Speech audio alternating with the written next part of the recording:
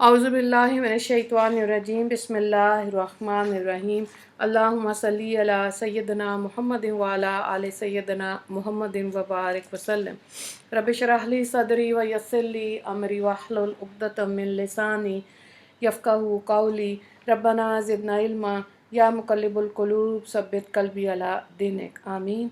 10 अनवानात के तहत इस्लामी तालीमात 28 ज़िलहज्जा। अनवान नंबर 1, इस्लामी तारीख़। टीपू सुल्तान रहमतुल्लाह की सीरत। टीपू सुल्तान शहीद, सच्चा मुहिब वतन और तमाम तबके के लोगों के साथ अदल व इंसाफ करने वाला बादशाह था। इसके दौर में सबको अपने मज़हब के मुताबिक अमल करने की मुकम्मल आज़ादी हासिल थी, साथ ही शरीयत के हर एक हुक्म पर अमल किया करता था। इनके अंदर इस्लामी माशरे के क़याम का भरपूर जज्बा था। वो तकवा, परहेज़गारी, शर्म व हया, रोज़ा नमाज की पाबंदी और नमाज तहज्जुद की अदायगी को बड़ा एहतमाम करते थे। दीनी इल्म में बड़ी महारत हासिल थी, यहाँ तक कि बादशाह होने के बावजूद बहुत सी किताबें तसनीफ़ फरमाईं और श्रीरंगपट्टम में दीनी असरी तालीम के लिए जामे अमूर नाम की एक यूनिवर्सिटी कायम की। नीज़ अहले इल्म को हर मस्जिद में बच्चों की तालीम के लिए दीनी मदारिस कायम करने का हुक्म दिया। जब उन्होंने मैसूर की जामे मस्जिद तामीर कराई तो मुल्क के बड़े बड़े उलमा मशाइख की मौजूदगी में फरमाया, इस मस्जिद का इफ्तिताह वो करेगा जिसकी एक फ़र्ज़ नमाज भी कज़ा ना हुई हो। जब कोई आगे नहीं बढ़ सका तो नमाज पढ़ाने के लिए आगे बढ़े और फरमाया, अल्हम्दुलिल्लाह आज तक मेरी एक भी फ़र्ज़ नमाज कज़ा नहीं हुई, मगर अफसोस कि इतने बड़ी शरीयत के पाबंद, अदल व इंसाफ करने वाले बादशाह की सारी खूबियों को छुपा कर इनकी सीरत और किरदार को गलत अंदाज में पेश किया जा रहा है। अनवान नंबर 2, हज़ूर सल्लल्लाहु अलैहि वसल्लम का मोजज़ा, रास्ते का खुशबूदार होना। हज़रत जाबिर रज़ी अल्लाह ताला अन्हु से रवायत है सुनन दारमी की कि रसूलुल्लाह सल्लल्लाहु अलैहि वसल्लम जब भी किसी रास्ते से गुज़रते, कोई शख्स आप सल्लल्लाहु अलैहि वसल्लम की तलाशी में जाता तो वो खुशबू से पहचान लेता कि आप सल्लल्लाहु अलैहि वसल्लम इस रास्ते से तशरीफ़ ले गए हैं। ये खुशबू इतर वगैरह लगाए बगैर ख़ुद आप सल्लल्लाहु अलैहि वसल्लम के बदन मुबारक से आती थी।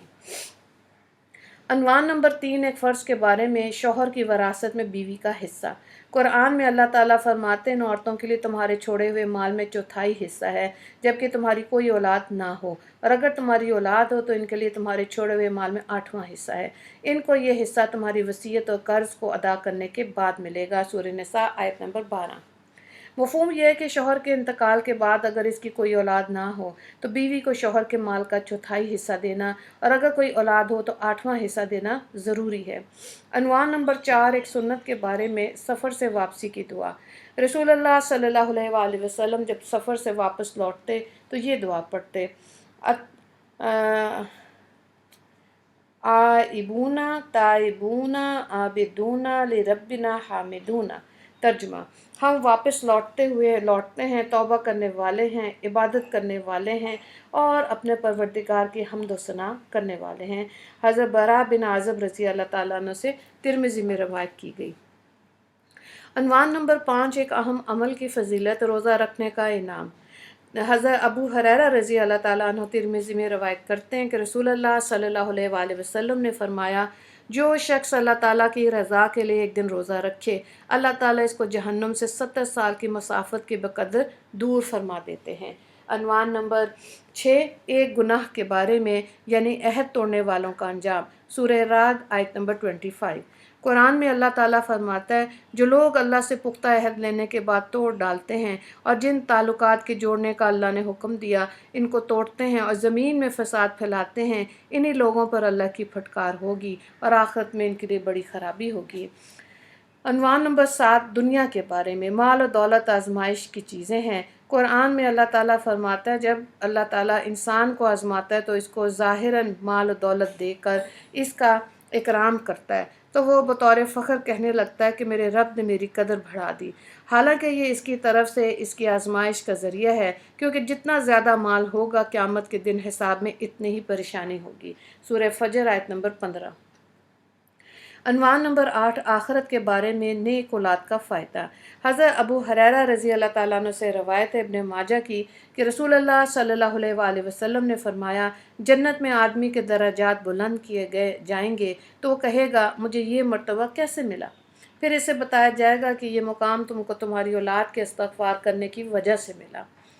عنوان نمبر 9، طب نبوی سے علاج، ہر قسم کے درد کا علاج۔ ترمذی کی روایت ہے حضرت ابن عباس رضی اللہ تعالیٰ عنہ سے کہ نبی کریم صلی اللہ علیہ وآلہ وسلم صحابہ کرام کو بخار اور ہر قسم کے درد سے نجات حاصل کرنے کے لیے یہ دعا سکھاتے تھے: بسم اللہ الکبیر، اعوذ باللہ العظیم من شر کل عرق نار و من شر حر النار۔ عنوان نمبر 10، نبی صلی اللہ علیہ وآلہ وسلم کی نصیحت۔ مسند احمد کی روایت ہے حضرت معاذ بن جبل رضی اللہ تعالیٰ عنہ سے کہ رسول اللہ صلی اللہ علیہ وآلہ وسلم نے مجھے وصیت فرمائی: نمبر 1، اللہ کے ساتھ کسی کو شریک نہ کرنا، چاہے تم قتل کر دیے جاؤ یا جلا دیے جاؤ۔ نمبر 2، اپنے ماں باپ کی کبھی نافرمانی مت کرنا، چاہے وہ تم کو گھر اور مال و جائیداد چھوڑنے کا حکم دیں۔ نمبر 3، فرض نماز کبھی بھی جان بوجھ کر مت چھوڑنا، اس لیے کہ جو آدمی فرض نماز جان بوجھ کر چھوڑ دیتا ہے وہ اللہ تعالیٰ کے ذمے سے نکل جاتا ہے۔ نمبر 4، ہرگز شراب مت پینا، اس لیے کہ شراب تمام برائیوں کی جڑ ہے۔ وآخر دعوانا ان الحمد للہ رب العالمین۔ اللہم اغفر للمسلمین والمسلمات والمؤمنین والمؤمنات۔ السلام علیکم ورحمۃ اللہ وبرکاتہ۔